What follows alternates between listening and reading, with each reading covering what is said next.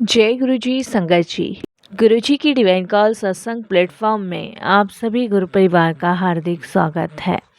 अनंतम अनंतम शुक्राना गुरु जी महाराज का कि उनकी असीम कृपा से आज का जो सत्संग हम सभी सुन रहे हैं वो गीता मनोत्रा आंटी का सत्संग है। बहुत ही प्यारा और ब्लेसिंगफुल सत्संग है।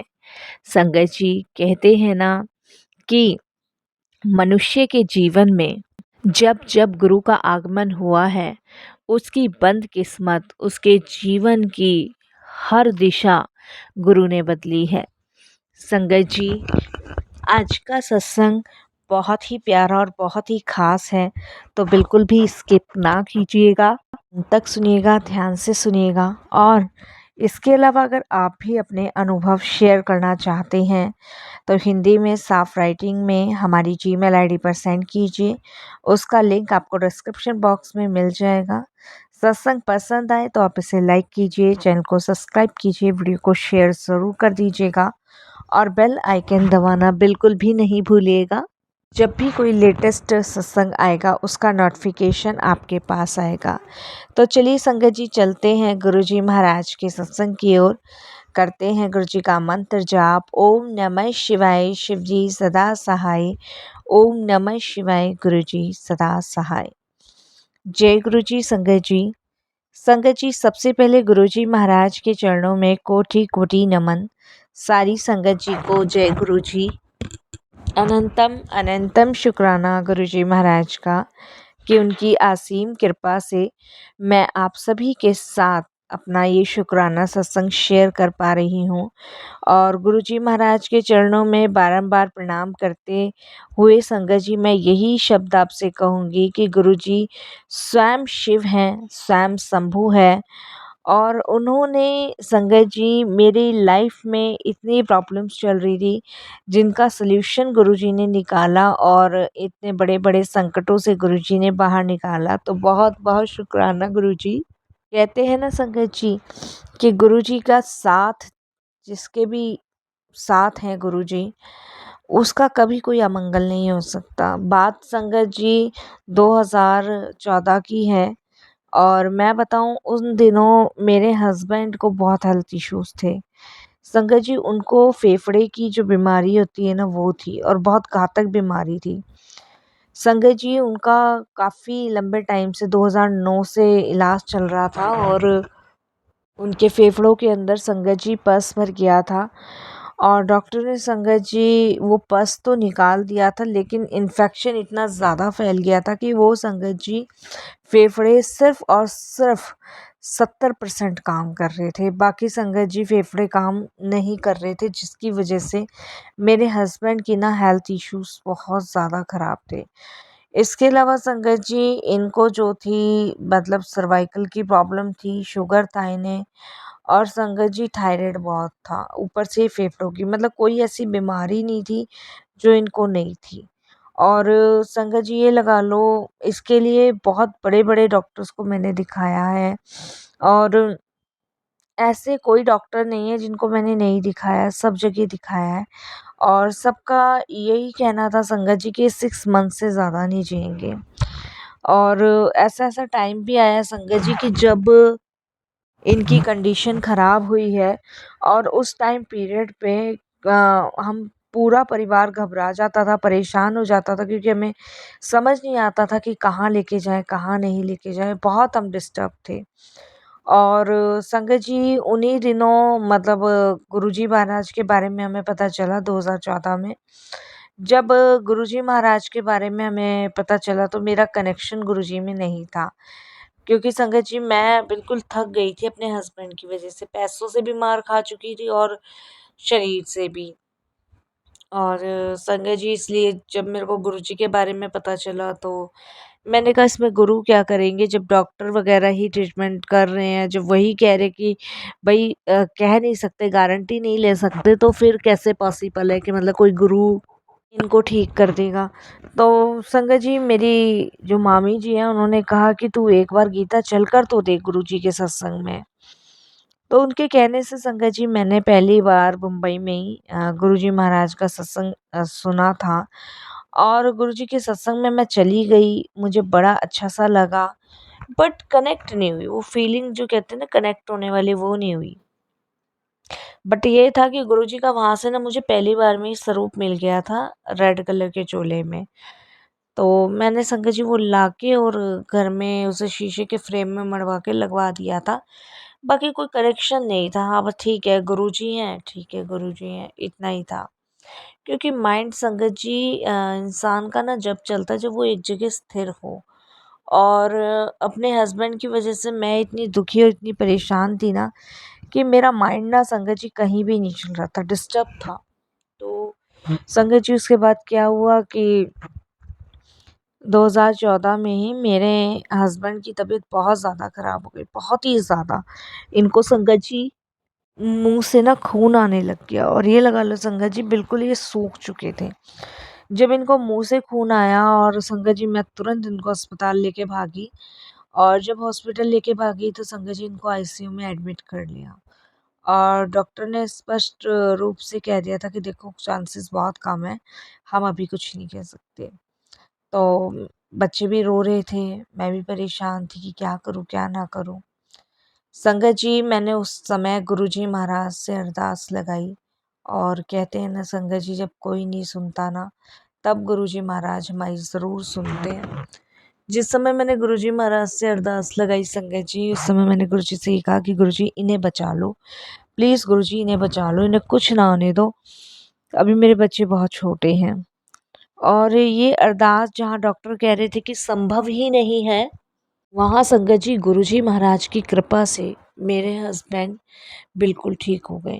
मैं ये नहीं कहूँगी संगत जी कि उनकी बीमारी ख़त्म हो गई, लेकिन जहाँ डॉक्टर मना कर रहे थे ना, वहाँ गुरुजी ने मेरे हस्बैंड को न्यू लाइफ ब्लेस करी। इसके बाद संगत जी मेरे हस्बैंड 2014, 15, 16, 17 तक ठीक रहे। 18 में संगत जी उनकी फिर तबीयत ख़राब हो गई और इस बार बहुत ज़्यादा तबीयत ख़राब हो गई, बहुत ही ज़्यादा। इतनी ज़्यादा तबीयत ख़राब हो गई संगत जी फिर से मुझे अस्पताल ले जाना पड़ा। संगत जी देखिए आदमी चाहे टूटा है, फूटा है, लेकिन अगर घर में है ना, तो किसी की हिम्मत नहीं उठती उँगली उठाने की। और नहीं तो ना संगत जी घरवाले ही सबसे पहले नोच-नोच के खा जाते। तो संगत जी मुझे चिंता और टेंशन बस इसी बात की थी कि बस इस बार मेरे हस्बैंड को कुछ ना हो जाए। और संगत जी मैंने गुरुजी महाराज से ना अरदास लगाई। मैंने कहा गुरुजी प्लीज़ इस बार भी इनको बचा लीजिए, प्लीज़ गुरुजी। संगत जी गुरुजी महाराज की कृपा देखिए कि गुरुजी ने कैसे मतलब उनको एक न्यू लाइफ ब्लेस करी। और वो मैं आपको बताती हूँ संगत जी मुझे जिस दिन मेरे हस्बैंड अस्पताल में थे और मैं एडमिट मैंने करा था, उस दिन मैं अस्पताल में ही रुकी थी।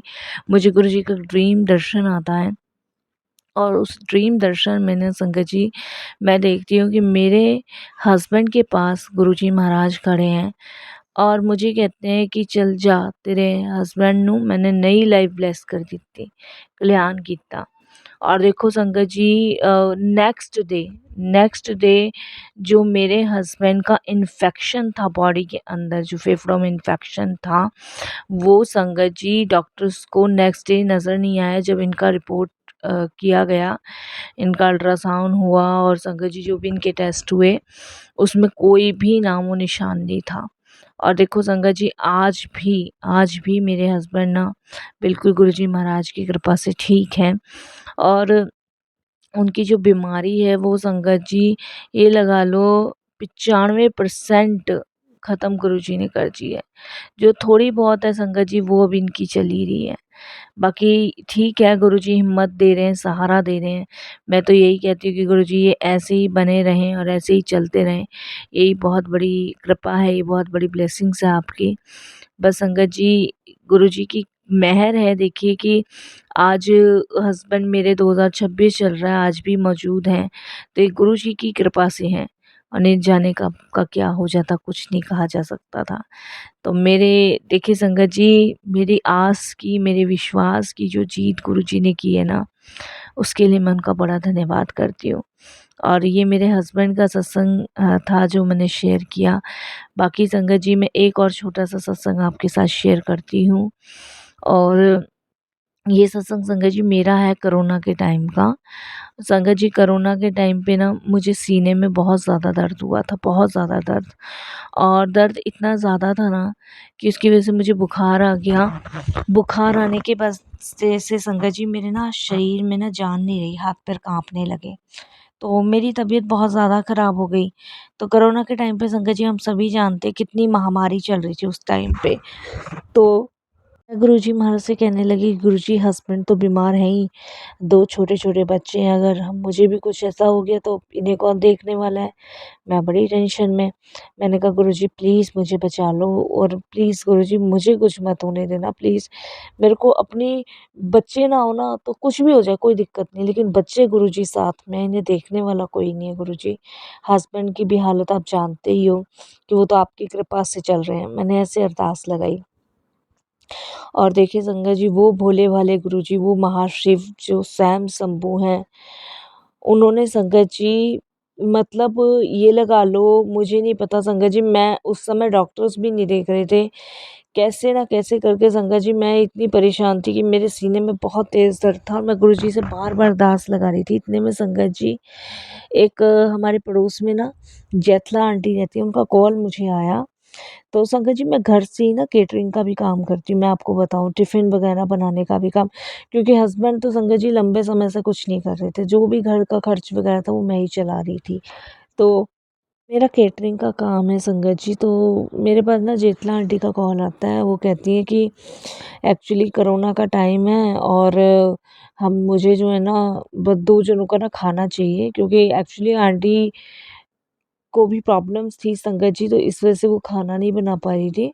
और कोरोना से पहले ही संगत जी उनका हार्ट का ऑपरेशन हुआ था, तो मेरे यहीं से उनका टिफ़िन जाता था। तो कोरोना लगने के बाद संगत जी खाना वगैरह रुक गया था, सब कुछ बंद था, आप जानते ही हो। तो जेतला आंटी का कॉल मुझे आता है कि कैसे ना कैसे करके ना 2 जनों का टिफ़िन बना के दे दो। आज मेरी तबीयत बहुत ज़्यादा ख़राब है, तो मैं नहीं बना पाऊँगी। मैंने जेतला आंटी को कहा, आंटी मुझे भी यही प्रॉब्लम है और मेरे ना सीने में बहुत दर्द हो रहा है, मैं वो नहीं कर पाऊँगी। तो जेतला आंटी बोलती है कि चलो कोई बात नहीं, अगर नहीं बना पाओगे, वैसे तो मैंने अभी मेडिसिन खाई है, डॉक्टर को दिखाया था। तो मैंने कहा ऐसे टाइम में डॉक्टर? तो उन्होंने कहा हाँ, हमारे एक जानने वाले डॉक्टर हैं, मेरे दामाद हैं, उनके बड़े भाई डॉक्टर हैं, उनको दिखाया था। कोई बात नहीं, अभी मैं देख लेती हूँ। तो उन्होंने कहा तुम भी दिखा लो, तो संगत जी मैंने उनसे कहा कि भई आप मुझे उनका नंबर दे दो। तो शीतला आंटी ने संगत जी कॉन्टैक्ट नंबर दिया, उन्होंने कहा मेरा रेफ़रेंस दे देना। तो देखिए संगत जी बॉम्बे में ही हमारे घर से करीबन ये लगा लो आधे घंटे की दूरी होगी। इतनी दूरी पे ही उनका नर्सिंग होम है। तो संगत जी मैंने कॉल किया, मैंने उन्हें जेतला आंटी का रेफ़रेंस दिया, मैंने कहा ऐसे-ऐसे प्रॉब्लम है। तो उन्होंने कहा कि भई पहले मैं वीडियो कॉल करके देख लेता हूँ, कोई भी परेशानी है आप मुझे बताओ। मैंने उनको बताया तो उन्होंने कहा कि एक काम करो आप ना इमीडिएटली हॉस्पिटल आ जाओ और मैं आपको एक कार्ड व्हाट्सएप कर रहा हूँ। अगर रास्ते में कोई भी आपको रोकता है, पुलिस वाला है, कोई भी रोकता है, तो आप ये कार्ड दिखा दीजिएगा।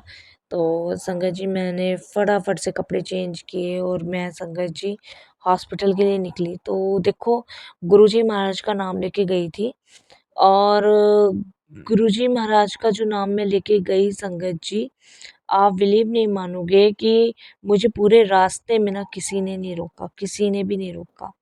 तो मेरे को लगा मुझे कोरोना हुआ है, तो मैं वहाँ हॉस्पिटल में पहुँची तो वहाँ डॉक्टरों ने संगत जी मेरा कोरोना टेस्ट किया। टेस्ट करने के बाद मैंने उन्हें बोला कि मेरे सीने में दर्द हो रहा है, तो उन्होंने मुझे एकदम से कहा कि आप बैठे कैसे हो? और उन्होंने जब टेस्ट किया तो बताया कि मुझे ना गैसिट जो अटैक होता है ना वो पड़ा हुआ है। संगत जी इमीडिएटली उन्होंने मुझे आईसीयू में एडमिट किया और गुरुजी महाराज की कृपा देखिए, उनकी ब्लेसिंग्स देखिए कि मैं सही टाइम पे हॉस्पिटल पहुँची और मैं कोरोना समझ रही थी, लेकिन संगत जी मुझे गैस का अटैक पड़ा था और जेतला आंटी का भी उसी समय कॉल आया। मतलब सारी प्लानिंग गुरुजी की थी, सारी प्लानिंग। इस तरीके से संगत जी गुरुजी महाराज ने मुझे इस भयानक बीमारी से बचाया, नहीं संगत जी उस दिन कुछ भी हो सकता था। तो कहते हैं ना संगत जी जब हम गुरुजी के हाथों सब कुछ सौंप देते हैं ना तो गुरुजी बचाते हैं। हमारे बॉम्बे में गुरुजी का मंदिर है और हम यहाँ जाते हैं संगत जी दर्शन करने, बड़ा सुकून, बड़ी शांति मिलती है। मैं तो संगत जी एटलीस्ट बहुत लोगों को जोड़ चुकी हूँ गुरुजी महाराज से। मेरे मामा क्या, मेरे मौसेरे भाई क्या, सब गुरुजी को बहुत मानते हैं, क्योंकि सबके जीवन में गुरुजी ने कृपा करी है। क्योंकि संगत जी मेरे मौसेरे भाई का ना प्रॉब्लम चल रही थी उसकी लाइफ में, उसकी वाइफ के साथ। शादी को 6 महीने नहीं हुए थे कि संगत जी घर में ना लड़ाई झगड़े स्टार्ट हो गए थे। और बात संगत जी यहाँ तक आ गई थी कि डिवोर्स भी हो गया था उनका। और जब डिवोर्स हुआ था ना, तो संगत जी मेरे मौसेरे भाई के घर में ना सभी लोग सैड हो गए थे, सब लोग अपसेट हो गए थे, क्योंकि देखो संगत जी, हर उधर की फैमिली ने भी और इधर की फैमिली ने भी बड़े चाव से शादी की थी। और दोनों ने संगत जी लव मैरिज की थी, तो हम लोग बड़े खुश थे कि भई पहले से एक-दूसरे को जानते हैं, बॉन्डिंग अच्छी होगी, किसी प्रकार का कोई रिएक्शन नहीं होगा, ब लाइफ अच्छी चलेगी, स्मूथ चलेगी। बट संगत जी ऐसा नहीं हुआ, सब उल्टा हुआ। शादी के कुछ टाइम तक तो संगत जी बहुत बढ़िया-सा चला, लेकिन शादी के बाद से ना संगत जी प्रॉब्लम्स आनी शुरू हो गई। शादी के बाद से ही ना संगत जी, आप बिलीव नहीं करोगे, लड़ाइयाँ, झगड़े। और मेरा मौसेरा भाई ना संगत जी बहुत डिस्टर्ब था। इतना झगड़ा होने के बाद ना संगत जी, ये लगा लो कि मतलब दोनों ने डिसाइड किया कि हम एक-दूसरे के साथ नहीं रह सकते, और संगत जी दोनों का डिवोर्स हो गया। डिवोर्स होने के बाद संगत जी दोनों अलग-अलग हो गए। और इधर हमारी फैमिली तो देखो संगत जी पूरी तरह टूट चुकी थी कि बेबी 6 मंथ शादी को नहीं हुए, एकदम से डिवोर्स होना।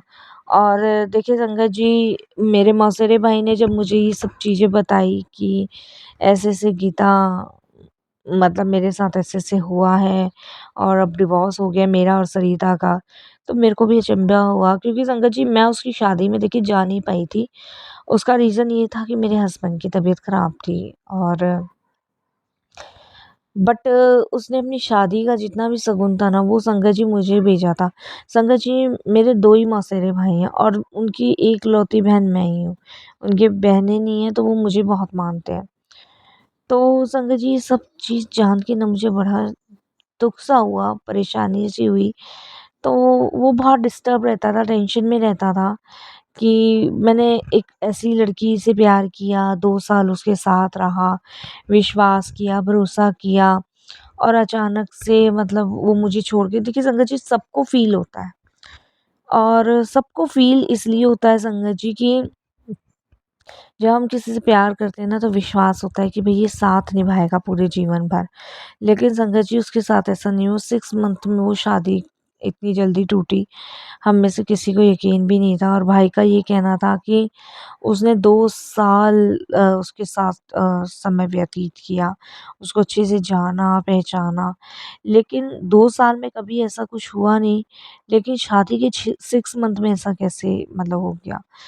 तो मैंने उसको कहा, भई देख, तुम ना गुरुजी से जुड़ो, तुम्हें हिम्मत गुरुजी देंगे, क्योंकि संगत जी वो तो टेंशन डिप्रेशन में चला गया था, और देखिए हर कोई चला जाएगा। तो वो गुरुजी को मानने लगा, और मानने लगा तो संगत जी देखिए, जब वो गुरुजी को मानने लगा, तो आप बिलीव नहीं करोगे, 1.5 साल के अंदर उसकी दूसरी शादी हो गई। और शादी होने से पहले ना गुरुजी का एक मैसेज उसको आया था कि जो होता है ना अच्छे के लिए होता है। ये शादी आगे तुझे बर्बाद कर सकती थी, इसीलिए मैंने तेरी बर्बादी का जो कारण था उसे रोका है। तो संगत जी, कहीं न कहीं गुरुजी शायद सही कह रहे थे, जो होता है अच्छे के लिए ही होता है। और सबसे बड़ी बात देखिए संगत जी, भाई की फिर से शादी हुई, और जिस लड़की से शादी हुई है अरेंज मैरिज है। उसने घर को, परिवार को, सबको सँभाल रखा है। और भाई एडजस्ट नहीं कर पा रहा था उस समय, लेकिन फिर वो एडजस्ट करने लग गया। और संगत जी, जिससे उसने लव मैरिज की थी, उस लड़की के साथ संगत जी बहुत सारी प्रॉब्लम्स थी। एक्चुअली उसने भी कहीं शादी करी, सुनने में आता है, हमें नहीं पता, लेकिन वहाँ भी वो टिकी नहीं। और सिर्फ़ उसको शादी नहीं, उनने तो शादी सिर्फ़ पैसों के लिए करी थी, वो किसी बंधन में नहीं बंधना चाहती थी। ये हमें बाद में पता चला। और वो तो शायद मेरे भाई के साथ जो प्यार का एक नाटक सा करा था उसने, ये भी सब चीज़ों का देखिए गुरुजी महाराज ने खुलासा किया। तो कभी-कभी जो रिश्ते होते हैं ना वो सारे सच्चे नहीं होते। कुछ रिश्ते ऐसे होते हैं जो बीच में छोड़ देते हैं, धोखा दे देते हैं।